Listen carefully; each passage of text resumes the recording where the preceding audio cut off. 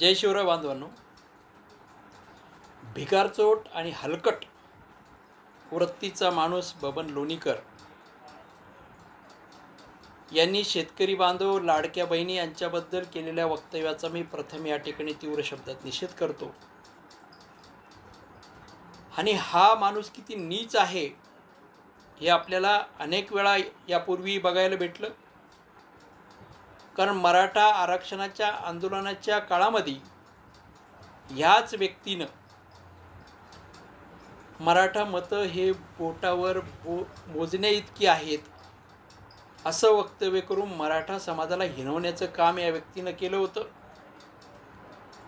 शेतकऱ्याची बहिणीची कुठली जात धर्म पंथ असत नाही, पण राज्यामध्ये बहुसंख्य मराठा समाज हा शेतकरी आहे आणि शेतकऱ्याबद्दल चुकीचं वक्तव्य करून, गंभीर वक्तव्य करून एक प्रकारे शेतकरी समाज व त्याच्या आडून मराठा समाजाला हिणवण्याचं काम बबनराव लोणीकर यांनी केलं।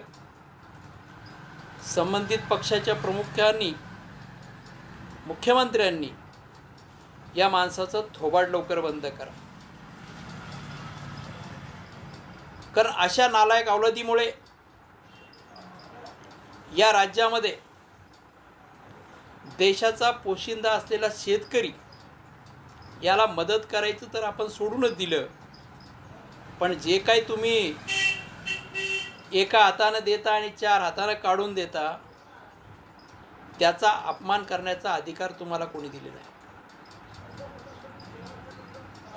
बबन लोणीकर याच्या अंगावरचे कपडे, याच्या हातातली घड्याळ, याच्या पायातला बूट, याचे कपडे, याचा बंगला, याची मालमत्ता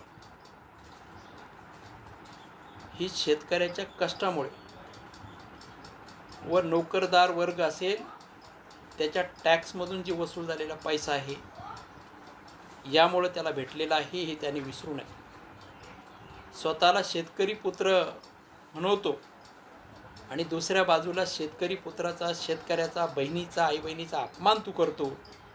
त्यामुळे तुझा पुन्हा एकदा या तीव्र शब्दात या ठिकाणी निषेध करतो आणि यानंतर राज्यातील आणि देशातील शेतकऱ्याचा कोणत्याही प्रकारचा अपमान आम्ही या ठिकाणी खपवून घेणार नाही। आणि असं जर तुम्ही केलं तर तुम्हाला रस्त्यावर आम्ही फिरू देणार नाही हे तुम्ही लक्षात घ्या।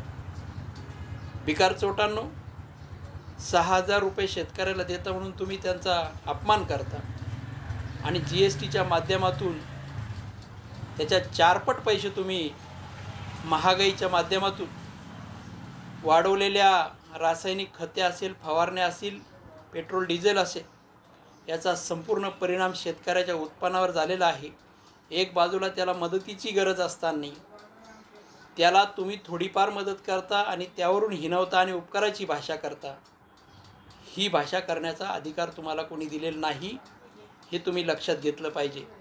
बबनराव लोणीकरांना त्यांच्या पक्षातील प्रमुखांनी समज द्यावी आणि यानंतर जर असे वक्तव्य केले तर शेतकरी आणि शेतकऱ्याचे आम्ही पुत्र त्याला दिसेल तिथे तुडवल्याशिवाय राहणार नाही असा गंभीर इशारा देतो आणि थांबतो।